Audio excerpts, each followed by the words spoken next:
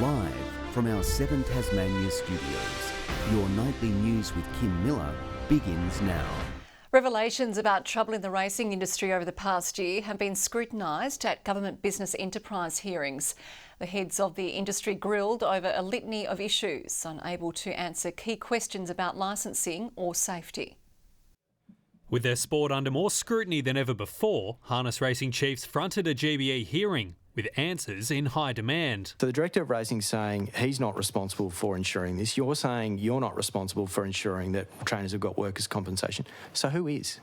And that is the nature of the discussion that we will continue with the Director of Racing. Unable to say who's enforcing licence requirements, putting participants at risk. Despite fatigue being blamed for a horror crash in January which seriously injured 2 workers and killed 4 horses, races are being scheduled as late as ever. Night racing is an important entertainment offering. You keep talking about lessons that we could learn. No lessons have been learnt. Animal welfare concerns are growing, with drone vision of greyhound kennels resulting in a licence being revoked. We constantly have discussions about animal welfare. It is one of the highest priorities. Knocking back suggestions, a majority of Tasmanians don't support the sport. The industry is completely unconnected from reality. They're not dealing with animal welfare concerns. They're not dealing with issues about participant safety. Also revealed, the under fire Director of Racing has been given a 6-month contract extension, despite accusations of a toxic workplace culture and an ongoing external review of integrity matters. That report is due later this month. At this stage, it's important that that job is done right. Any attempts, I think, for political interference to pull investigations up short isn't appropriate. The performance of Tas Racing today was abysmal. I mean, I've never seen anything like it anywhere. Josh Duggan, 7 Tasmania News. Tasmanians are in a record amount of debt, with their power bills skyrocketing to a total of $15 million. The Energy Minister and Aurora Energy executives face scrutiny hearings as well today, answering questions on hardship measures for customers. Isn't it evident that the government's not doing enough to support people with the cost of power bills when this amount has increased by almost 50%? Look, what I would point to is what the government is doing, which is a really substantial suite of actions to provide targeted relief. More than 13,000 households had their payment plans cancelled for non-payment last financial year, while 50 concession card holders had their power disconnected. A new urgent care clinic is weeks away from opening in Devonport, providing bulk billed medical attention after hours for minor emergencies. But locals are concerned it won't be enough. The finishing touches are being put on Tasmania's 4th urgent care clinic. The first in the state's north, due to open on Steel Street, Devonport on December 11. Opening from 2 to 8 every day. Yeah. And they can just walk in and all are bulk billed. A joint federal and state initiative, the clinics are for urgent medical cases that aren't emergencies. Coming to a clinic like this in Devonport will absolutely take pressure off the Mersey District Hospital. Meanwhile, on the other side of the Mersey River, residents in East Devonport are right now fighting to save their only GP clinic after it announced it was merging with another in the CBD. My husband's had a bad stroke, he can't drive. It's going to be a big shock, and it's going to be a big shock to the elderly in the area because there's a lot that have got motorised scooters that can't walk. And there's no buses that will help them, and the ferry shut. With one of its 3 doctors retiring, the patient files and remaining practitioners will be transferred to Devonport. The Stephen Street practice, relied upon by thousands, due to close up in February. There was a 6-week waiting list here. I criticise them for not realising how important this clinic is, and just to look at it as it is and go, oh, it's easier for us to close it. It's not easier for those clients. I've spoken to the Health Minister and I will continue to advocate on behalf of that community. It's a sign of the times, coming weeks after a similar fight in Bridgewater. GPs are a federal responsibility, however the state is having background conversations to find a similar solution. A community rally has been organised on December 3. Nick Kelly, 7 Tasmania News. It was a nervous night for Launceston's 4th AFL draftee, who didn't go nearly as early as most expected. Thinking he'd missed out, Ari Schoenmaker wasn't even watching the draft when he was eventually snapped up by St Kilda at 62. Yeah, I was just out there with my mum having a bit of a hug. I thought it was just about done then, but really thankful. Emotions are pretty high. I don't know how to feel. All the boys got pretty rowdy, so yeah, that's why I look a bit like this. But yeah, no, super excited. The late call-up defying predictions, Ari was one of the highest-rated key defenders in the draft with a so-called super boot.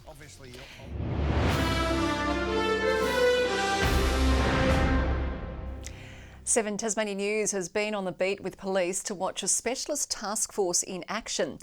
Designed to keep southern Tasmania safe, the squad is targeting repeat offenders with nearly 100 arrests to show for it. Gearing up for a shift on the front line. We are aware that there's been a lot of shed burglaries. Task Force Saturate is on the hunt for repeat criminals across southern Tasmania. No, I think this one's got a warrant.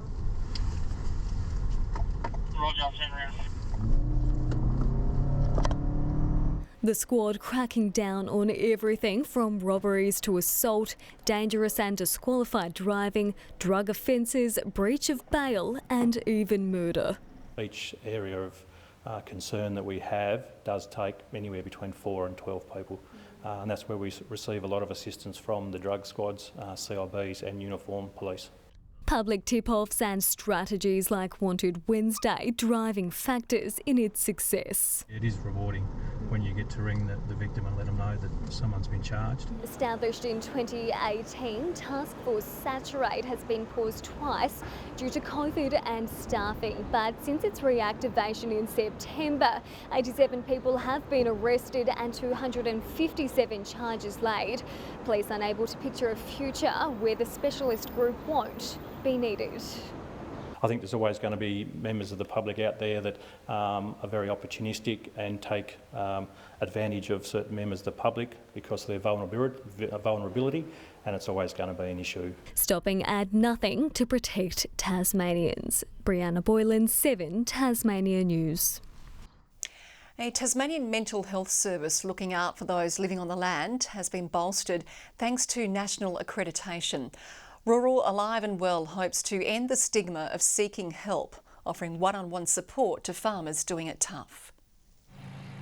Working on the farm brings its own unique set of challenges, but for many graziers, the act of seeking help is a difficult step to take. For too long, there's been a really bad stigma around mental health and the issues it has in the agriculture industry, not only the dairy industry. Rural Alive and Well aims to break those barriers down, offering early intervention suicide prevention programs. And after 2 years of work and preparation, the service is now nationally accredited by Suicide Prevention Australia. This national accreditation provides us with the quality assurance and the huge tick of approval. The support that RAW offer, it lets you know that you're not alone, that there is someone there on the other end to talk to. Since its foundation in 2006, RAW fills a gap in mental health support in Tasmania's rural sector. It is funded entirely through donations and participants aren't required to pay a fee for the service. We're at every sale yard, we're at your local jetty for our fishing industry, in the forestry coups for our loggers and also on the CB radios for our trucking industry. There's nothing more powerful than the voice of lived experience to make that connection between themselves and indeed people.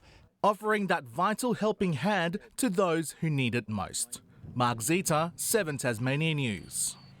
The state's next generation of home builders have the chance to develop their skills early thanks to a new Pod Matrix pathway program.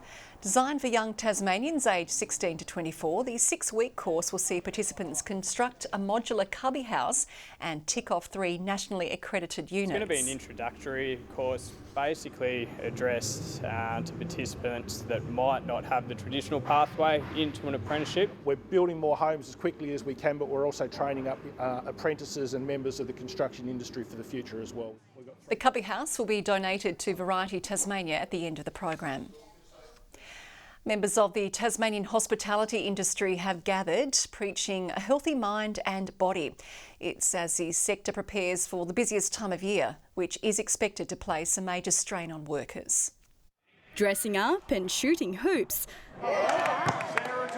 all for mental health awareness. 9 CEOs from across the state, from the Jack Jumpers to Hadley's Hotel, battling it out on court in a series of activities. The hospitality industry has been a tough industry to engage, and we're finally getting some traction now. And just in time, the hospitality sector is preparing for a major influx headed into summer, something expected to take a toll on the workers. The pressure is going to be on a lot of venues, whether it's in the kitchen, it's front of house, whatever it is. So it's really important that we get the message out there that mental health is an issue that's faced by a lot of people in society and hospitality. It's by no means a new problem, but the Tasmanian hospitality industry is hoping to get on the front foot, offering mental support as well as a podcast through its Hospo Health program. So coming out the back of COVID, we've already got staff shortages in the industry, people working extremely long hours, etc. So as we do get an influx of tourists, it's going to become more increasingly difficult for staff and venues to cope with that. And so having people talk openly about their mental health struggles and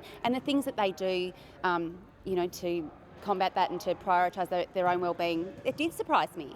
Despite some friendly competition, the take-home message of today's the real winner. That anyone can have a mental health issue, but anyone can get assistance as well. There's a lot of help out there. Ruby Cairns, 7 Tasmania News.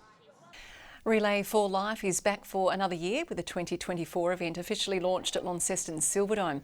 Events will be held at 6 locations across Tasmania from January, raising funds for the Cancer Council.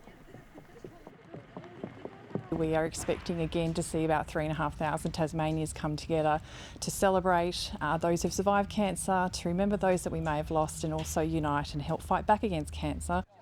Registrations are now open on Relay for Life's website. And speaking of launches, the Royal Theatre in Hobart has released its 2024 program, offering 21 productions across the season, 8 of which are from Tasmania. The Van Diemen's Band have 2 shows in the works, promising to combine the new and old. We try and make our music as accessible as possible, and yes, it does come from the 17th century, but it is often folk-based, so they're popular tunes that would have been like the pop music of the day. A holiday guide is also on offer for children, with the program now available online.